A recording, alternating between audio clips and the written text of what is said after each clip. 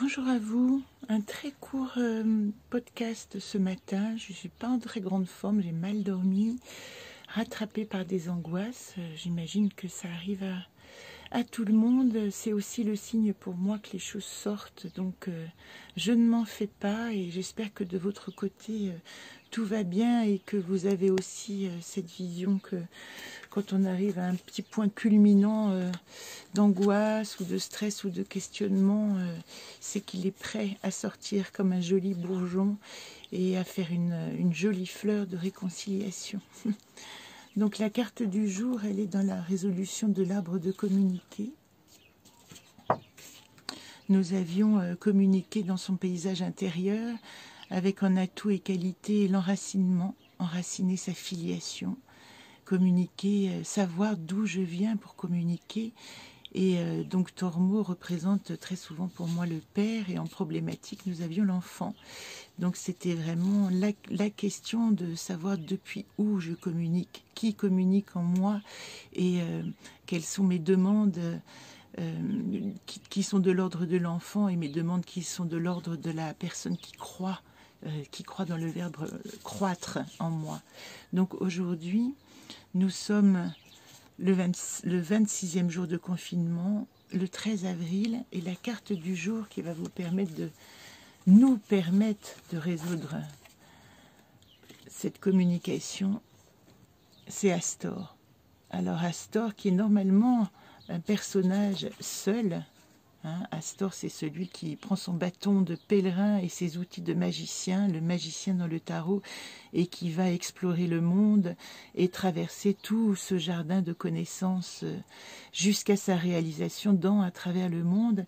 Ici, je l'avais dessiné avec une autre personne, et je trouve qu'il prend tout son sens parce qu'on est dans l'arbre de communiquer. Donc ce n'est pas un Astor qui part seul dans le monde, mais c'est un Astor qui va réinventer un mode de communication et un mode de partage.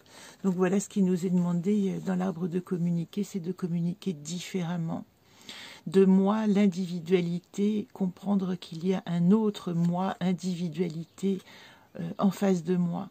Donc recréer un dialogue, un échange à partir de la compréhension que quand je suis, l'autre est aussi. Voilà ce que disait cette carte aventure. C'est une aventure de communication. Je suis prête à tous les dangers pour exister parmi les autres, mais avant tout, la priorité est de ne pas présumer de mes capacités à cet instant. Je traduirai aujourd'hui cette carte par l'idée que quand on a besoin de communiquer ou de rentrer en relation, il est important d'abord de se préserver, d'essayer de comprendre en soi quelle est la partie positive qui peut communiquer et qui ne va pas nous mettre en danger.